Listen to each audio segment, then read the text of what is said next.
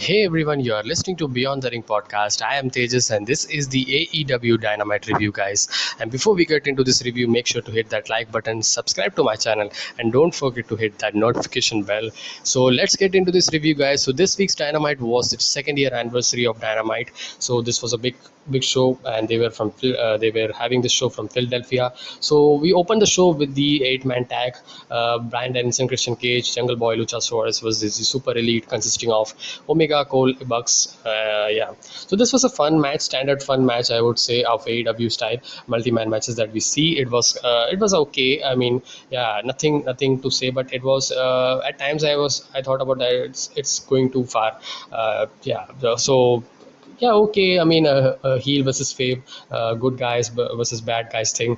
Yeah, it was okay, fun to watch through, and we get to, yeah, sometimes it was kind of a spot fest, but yeah, but I'm not a fan about. So that's one of the things that I didn't like about this match, but it was okay, it was fun. But next we get to the CM Punk promo. CM Punk comes out and he actually talks about his history in Philly, and he just comes out to Daniel Garcia. So he challenges Daniel Garcia for what he was doing. Actually, he didn't. He actually stopped him. So that's the thing. So he wants to challenge. So this match is getting confirmed for this week's Rampage, CM Punk versus Daniel Garcia. I hope so. I mean, CM Punk get the victory. The only feud I liked about the first feud was this Darby Allin, and after that, CM Punk is not having his stock up high. So I mean, he should get a major high-profile feud. That's what I'm waiting for.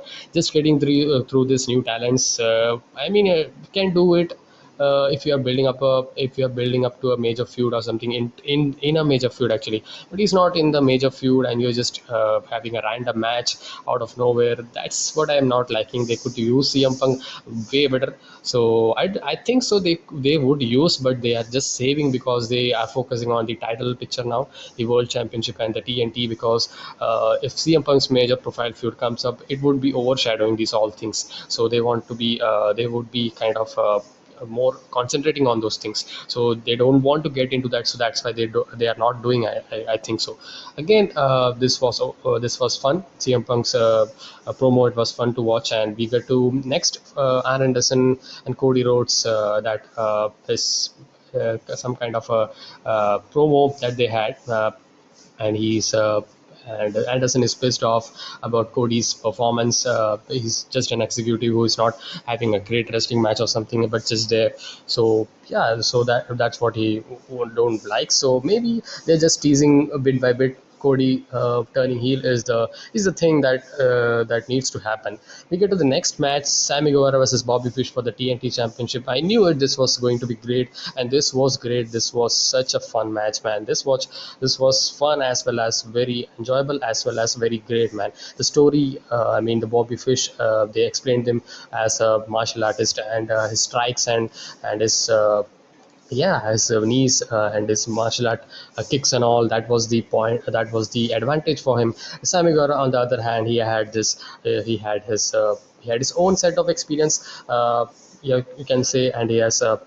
But not more than Bobby Fish. Bobby Fish had 18, 19 years of experience, they said, while Sammy had 11 years of experience. So, but Sammy Guevara used his quickness and his high flying abilities. It was great dynamics, man. It was a great chemistry between these two guys.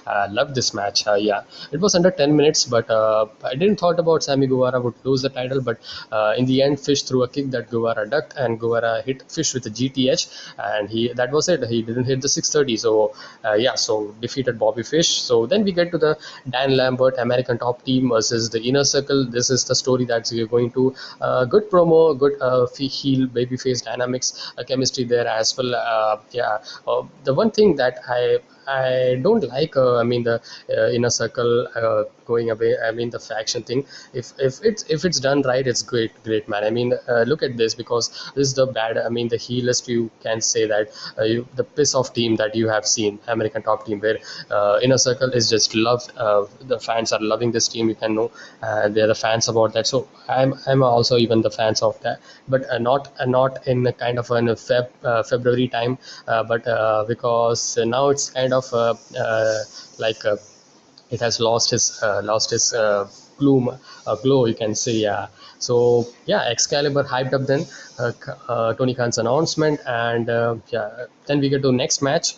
Nick Camorato versus Darby Allin. Before that, we got an acclaimed promo, kind of a rap style promo, and they're challenging Penta El Zero Miedo for the AEW World Tag Team Championship.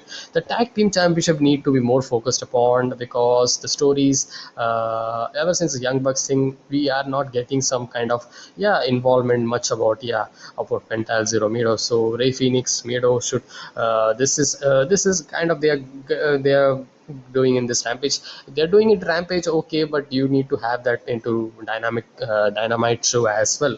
They should have done, but there's so much story going on, so it's pretty hard.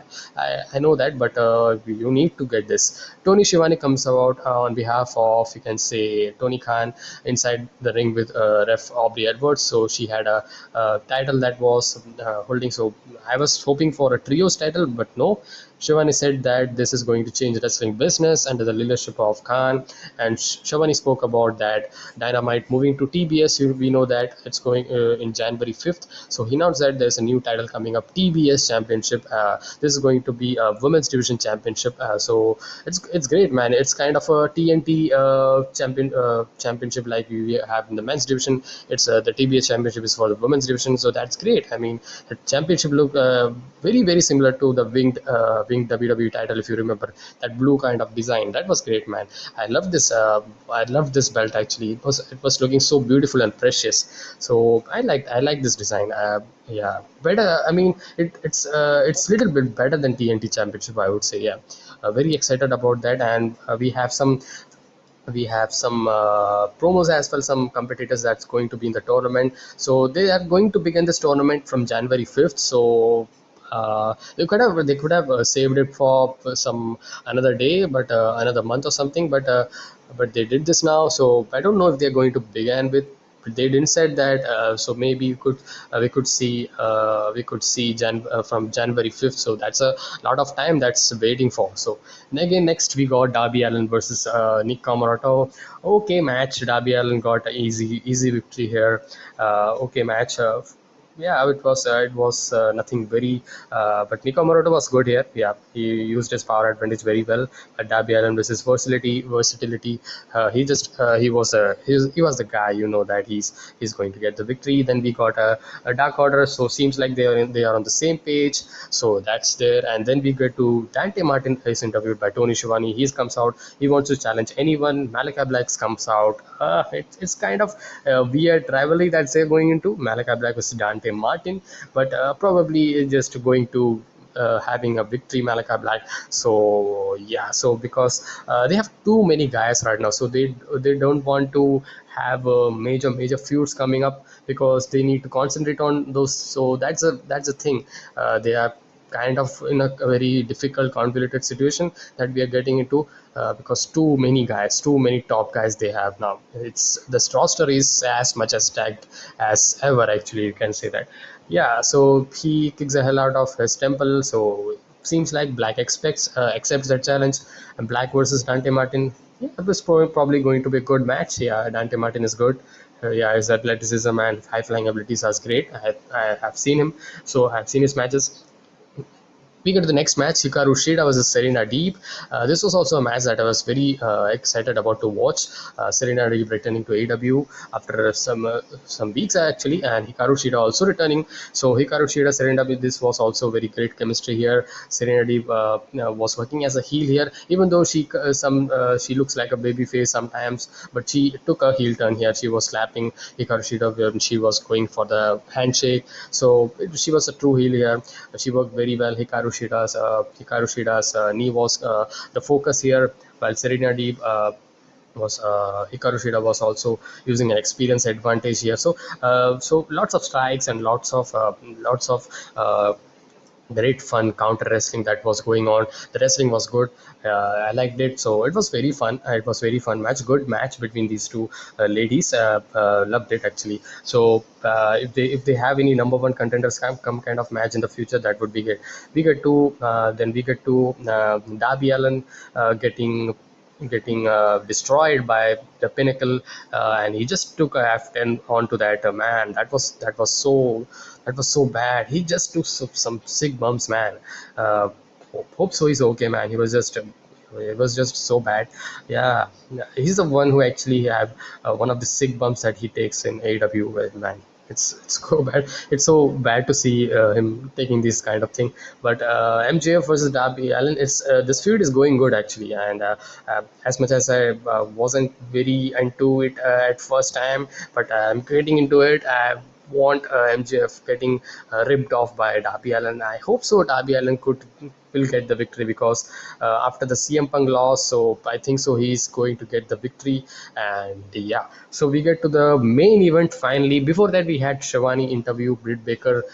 So she's on the top, she says, so kind of hyping up the TBS championship. So but she's already AW World Champion Women's Championship.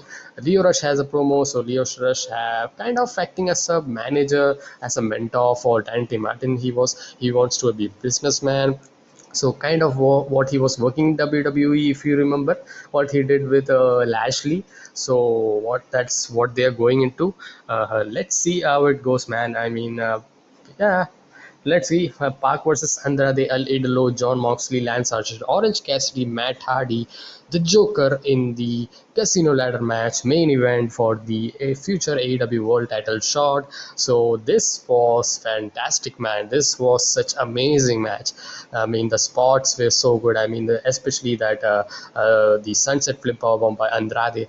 I thought about Andrade should have got more screen time or the match time.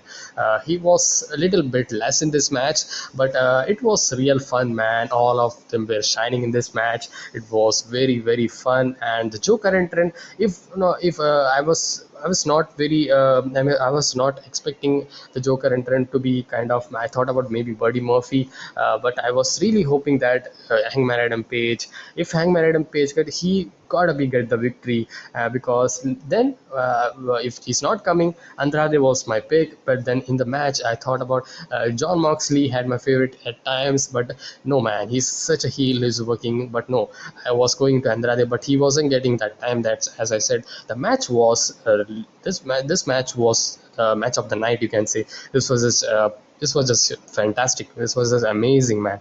And the sheer amount of offenses and the things that they were taking, all of them a paradigm shift. And the table spot of Lance Archer was great.